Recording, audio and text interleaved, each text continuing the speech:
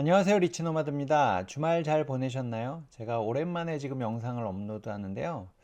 오늘은 파이어족 5년차 삶에 대한 얘기를 잠깐 해보고 시장 얘기 한번 해볼까 합니다.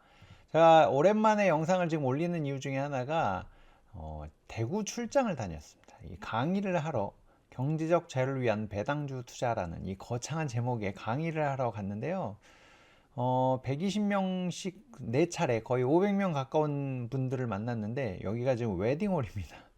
웨딩홀에서 이렇게 모셔놓고 강의를 했는데요. 이런 삶을 사실은 5년 전에는 상상도 못했었는데 이렇게 제가 파이어족이라는 얘기를 요 앞에서 이렇게 하고 있는데 제가 지금 파이어족 5년 차가 됐습니다.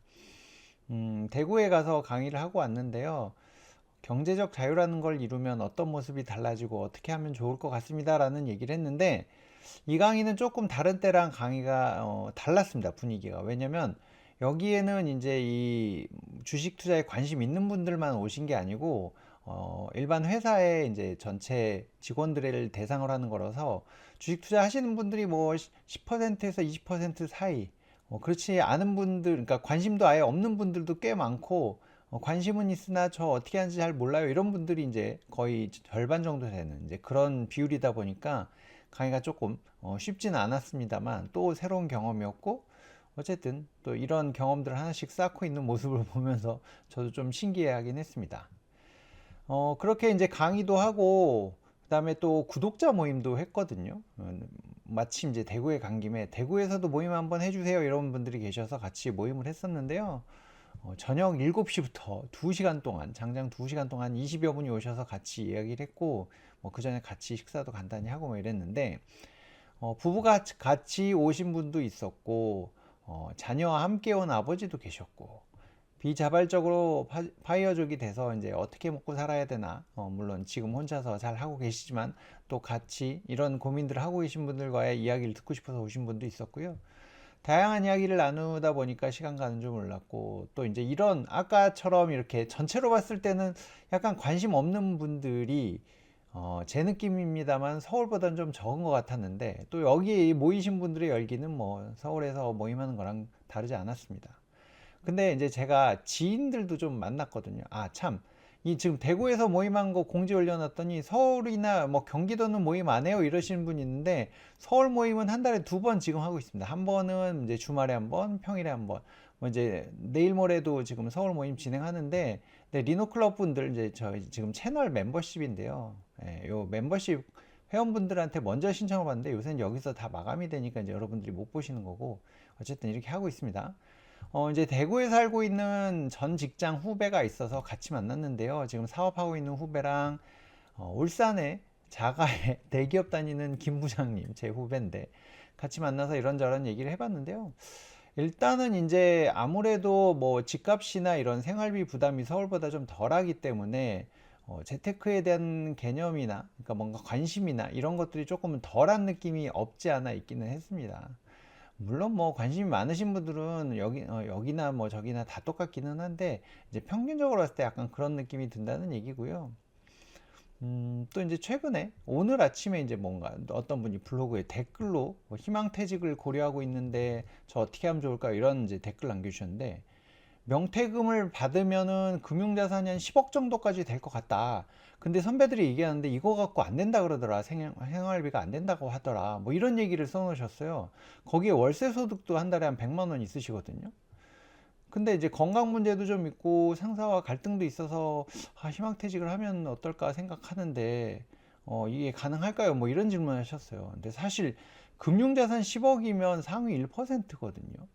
근데 저는 이 10억 갖고 이게 구조가 안 나온다고 하면 이분도 정말 재테크 공부를 하나도 안 하셨구나 이 생각밖에 안 들던데 여러분들이라면 어떻게 하실 것 같으세요? 지금 이제 회사 다니는 것도 나이도 꽤 이제 50대 중반이 되셨고 회사 일도 힘들고 뭐 여러 가지 상황이면 저 같으면 빨리 그만두고 세팅할 것 같은데 물론 이제 그 전에 공부는 좀 하셔야 되겠죠. 한 1년 잡고 공부 열심히 한 다음에 세팅 다 해서 멋지게 연말에 명퇴금 받고 나오시면 어떨까 하는 생각이 드는데 하여튼 이런 이제 여러 가지 생각들이 들었던 지난 며칠간이었습니다. 근데 이제 투자를 하다 보면 막 이제 울퉁불퉁 하잖아요. 특히 요즘 같은 경우 더 그렇긴 한데, 저는 이제 점점 좀 편안한 투자 쪽으로 계속 가고 있는 저의 스타일이 좀 게으르고 안정적이고 놀았으면 좋겠다 이제 그런 스타일이라 그런지 몰라도 좀 편안하게 오래 갈 수 있는 투자 구조를 자꾸 만들고 있는데요. 지금 시장은 조금 머리가 아픕니다. 시장 한번 살펴보려고 하는데요. 코스피는 마감 기준 5,000포인트 돌파를 실패했습니다. 코스닥은 오늘 7% 넘는 급등을 보여줬는데 작년에 75%의 상승을 보여주던 놀라운 코스피, 거기에 반해서 코스닥은 조금 아쉬웠었는데 드디어 코스닥이 1000포인트를 돌파를 했습니다. 미장 투자만 하고 계시는 분들은 사실 S&P 500이 1%대, 거기에 지금 달러도 조금 주춤하고 있는 상황이라 포모를 느끼기 충분한 그런 상황이 아닌가 싶습니다. 저도 사실 지금 이 미장에 지금 절반 정도, 한 45% 정도 들어가 있는데 오늘 환율만 거의 1.8% 이상 빠지니까 휘청하더라고요. 그래서 아, 괜히 미장 늘렸나 뭐 이런 생각이 들긴 들던데, 여러분들은 지금 어떻게 하고 계신가요? 일단은 이 주가의 흐름도 그렇지만 전체적인 분위기도 조금 살펴봐야 될 것 같은데요. 일단 코스피는 5,000포인트, 그리고 또 코스닥은 1,000포인트 시대를 맞이했습니다. 코스피는 5,000포인트를 장중 3번 정도 지금 돌파를 한 것 같은데 아직 그 마감 기준으로는 돌파를 못했죠. 코스닥은 1,000포인트를 돌파했고, 이 흐름을 조금 보시면 이렇게 3,000포인트가 넘었을 때 한 두세 달 정도 횡보하고, 또 여기 이제 4,000포인트 넘어서도 한 두 달 횡보하다가 지금 올라와서 5,000포인트 거의 다 왔는데, 아마 여기서도 한 두어 달은 횡보하지 않을까 하는 게 이제 많은 분들의 추정이긴 합니다. 이제 그 이유가 여러 가지가 있는데요. 뭐 이제 뒤쪽에서 조금 더 말씀을 드리겠지만, 이제 이익의 상승 속도나 등등등으로 놓고 봤을 때 주가가 너무 많이 오른 것도 있고 뭐 이런 것도 있고요. 근데 코스닥은 조금 상대적으로는 아쉽다 싶었는데 한 방에 이렇게 빡 뚫어버렸습니다. 특히 오늘 같은 경우는 기관이 어마어마하게 사줬는데요. 정말 그 코스닥 3000 시대로 가는 건지 우주의 기운을 모으고 있는 건지 싶기는 하지만, 최근에 지인분들이 이렇게 투자하시는 거 보면은 뭐 리딩방 같은 데서 이것 찍어줬더니 뭐 상한가 갔어 뭐 이런 얘기 하시는 거 보니까 약간 도박판 느낌이 있어서 저는 사실 손이 잘 안 가긴 합니다.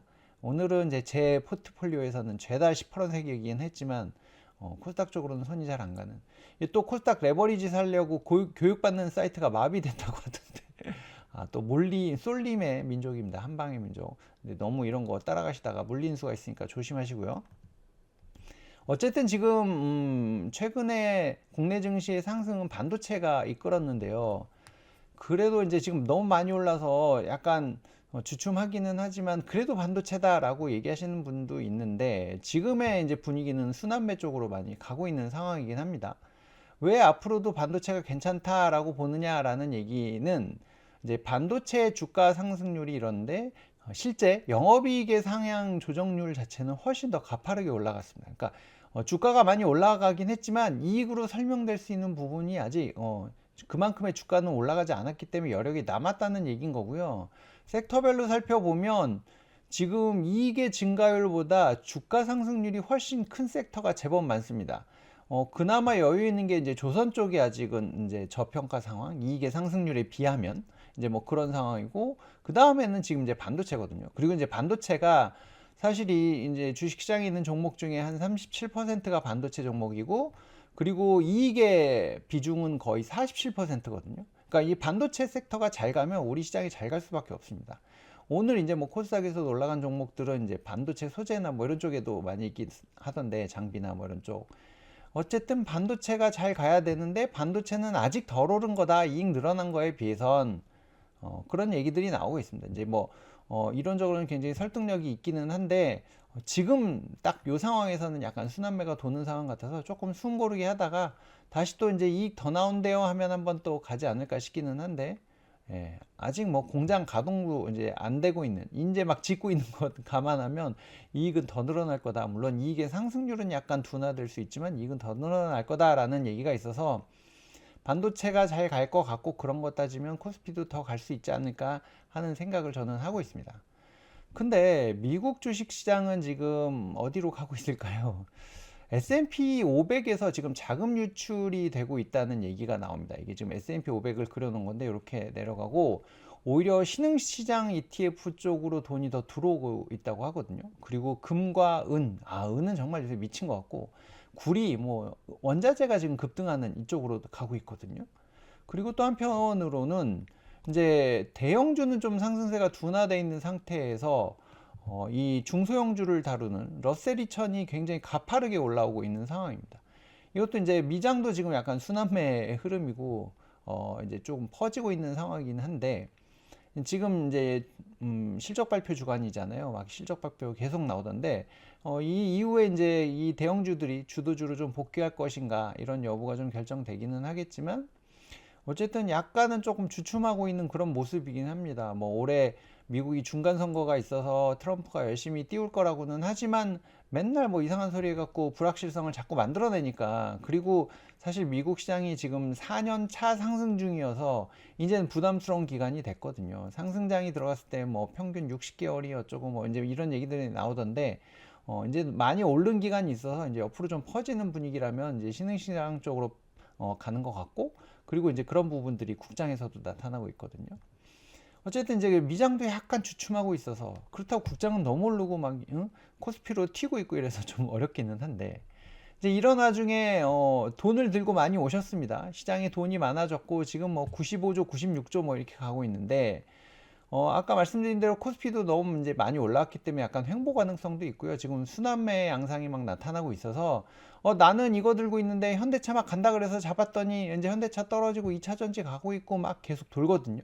난이도는 굉장히 높아지고 있습니다. 근데 이제 최근에 들어오신 분들은 이 난이도가 높아진 장을 버틸 수 없을 거거든요. 저도 뭐 사실 실력이 그렇게 좋지는 않지만, 그래서 이제 하다 보면은 이거 빠지고 저거 올라가고 이거 떨어지네 이러면 이거 손절하고 저거 사야 되나 하면서 계속 뭔가를 하거든요. 뭔가를 한다 그래서 그렇다고 수익률이 높아지지 않습니다. 이거를 막 계속 쫓아다닌다고 잘 되는 게 아니고, 내가 공부를 충분히 하고 안정적으로 구조를 딱 만들어가는 작업들이 필요한데, 그런 거는 잘 안 하시고 막 쫓아다니다가 보면 왜 제 계좌는 왜 이렇죠? 코스피는 이렇게 잘 나간다는데, 이제 이런 상황이 만들어지거든요.